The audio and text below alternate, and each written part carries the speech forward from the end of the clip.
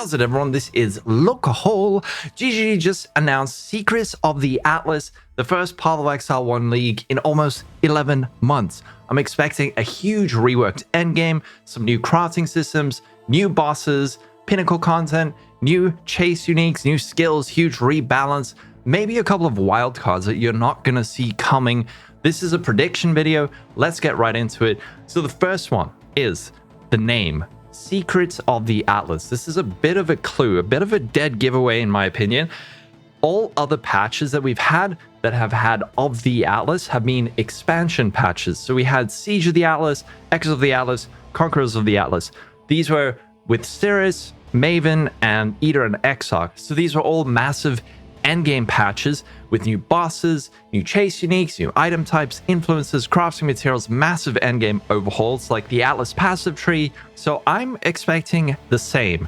A new storyline, a new endgame big boss, new Pinnacle content, and new chase uniques. So a new endgame Atlas, what could this look like? My speculation is I'm thinking something like cluster jewels. So for people who played Freesia League, we had things called idols, which allowed you to further tweak the content, the endgame content you were running. So you could make your expeditions behave slightly differently and you would get better rewards. So I'm thinking maybe we get an Atlas passive tree with cluster jewels, but in those cluster jewels, we're going to get modifiers that we saw from idols. Maybe they're going to be something way out there, unique Atlas passive jewels. I can't even think what that would be, but new endgame systems, I think, is almost guaranteed. I'm really hoping I'm right about that. But something else. Every single of the Atlas expansion not only came with that massive endgame patch, but it also came with another league mechanic. So for Siege of the Atlas, it came with Arch Nemesis. We had Echoes of the Atlas with Ritual. We had Conquerors of the Atlas with Metamorph.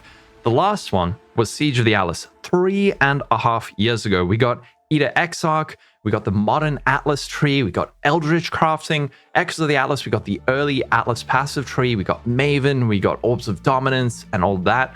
Then we got Conquerors of the Atlas with Cirrus. That came with 4 new influence types and Awakened support gems. So Secrets of the Atlas and another league mechanic on top of that.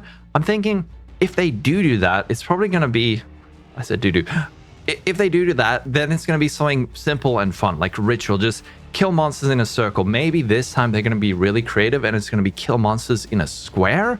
But my guess is GG is looking to make people happy after waiting for so long. It's actually been almost a year. So I'm thinking they're going to pull out all the stops for this one. I'm really hoping this isn't like overhyping and overcopying, but I think it's going to be something just like mind-blowing when they release it, something really exciting. Then the next prediction is every of the Atlas patch also came with new influence types. So influence modifiers are modifiers that are special, but these are often very powerful. So you can think of things like double influenced frenzy charge gloves with culling strike, or things that gave you like base crit or melee strike range. Basically a whole pool of modifiers that just raises up the just average power level of all players, but also maybe opens up the door to a whole new meta of different builds and skills that we haven't seen before. So hopefully new influence types will be coming, but new influence types means new crafting systems. So back in the Siege of the Atlas, we got Eldritch currency and improved essences and more common fractures. I think this was actually probably the best thing that ever happened to Path of Exile crafting, at least on a functional level. However, it overshadowed a lot of other systems. So a lot of influence crafting for the other types, like the Conqueror influences, those kind of fell to the wayside.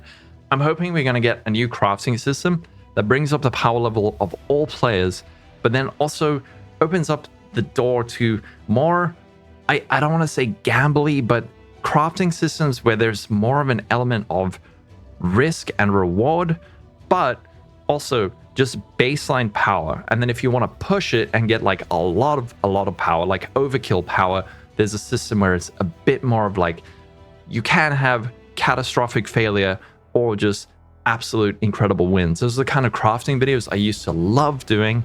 I really slowed down on the crafting videos after Eldritch crafting came out because it was so safe that it wasn't really all that fun to watch. So I'm hoping I'm going to get crafting systems that are fun to watch.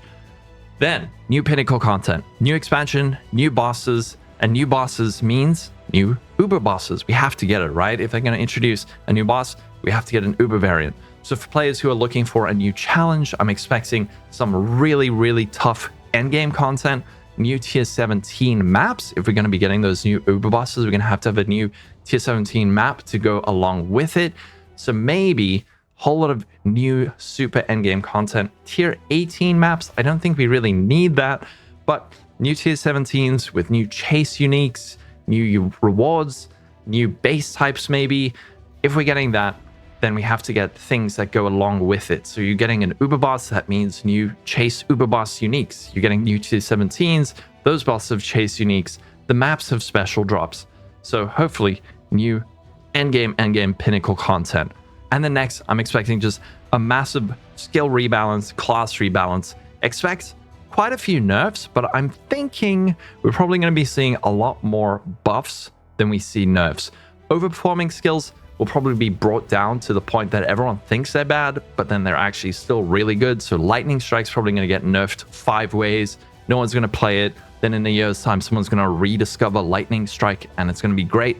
But maybe we're going to see old classic skills like Essence Ray and Contagion. Maybe those are going to be the new monsters of 3.26. Maybe on top of that, we're going to be seeing a whole lot of new skills, new support gems. All of these could diversify the meta. Maybe they're going to throw in a whole lot of stuff that they've been thinking about. I'm not 100% sure about that, but I'm really hoping that there's going to be something that just blasts the meta into smithereens. We're all sitting there the day before league start. No one knows what to play. That is one of my favorite feelings, is when you ask everyone, what are you playing? They're like, I don't know. I want to play this and this and this and this and this. But I'll probably decide on the load screen. But I think we will be seeing a pretty big rebalance. And then one other prediction. In line with a meta shift, during Free Show League, we saw 19 new Ascendancies. Some of those were really cool. What if, just what if, one of each of those per Ascendancy came to the next league? So in the next league, instead of having just 3 Ascendancies per class, maybe we'll have 4. It's a hope. I don't see why they couldn't do it. Some of those classes were really, really cool and very interesting. So maybe copium pick, but I think maybe we could be seeing additional Ascendancies on each of the classes. And then my final prediction, and this one you're going to think it's a massive stretch, but sometimes you need to stretch massively in order to accommodate massive predictions. So I'm thinking maybe, just maybe, we're going to be seeing some kind of auction house in 3.26. Jonathan said something a while back about wanting to evolve and stay with the times and not just being stuck in the past. I don't know what it is about this patch that has me feeling like we might actually get this. I'm not expecting, like, if they do this, I'm not expecting like a full-blown auction house where you can just throw in everything. It might be just like a single tab with a high gold cost that you can put something in and then there'll be an instant buyout. But maybe I really hope that there is going to be something like that. So I'm sure there is going to be a lot of this that is just way off, and there's going to be a lot of stuff that they show us that is going to be a complete surprise. What are you expecting? Today, we saw that they're introducing a pause function in PoE 1. That is unexpected, but amazing. So hopefully this next week, we're going to be getting tons of super cool teasers. Let me know what you think. What do you think we're going to be seeing in 3.26? What do you think of my predictions? Are these just like way off? Also, how excited are you on a scale from 1 to 10? Anyway, that's going to be it. Don't forget to follow me on Twitch, join the Discord, subscribe, like the video, all of that. Have a wonderful day, everyone. Stay safe. Catch you in the next one, and bye-bye. Divine power! Divine power! It's branching, Exile. You're making me nervous.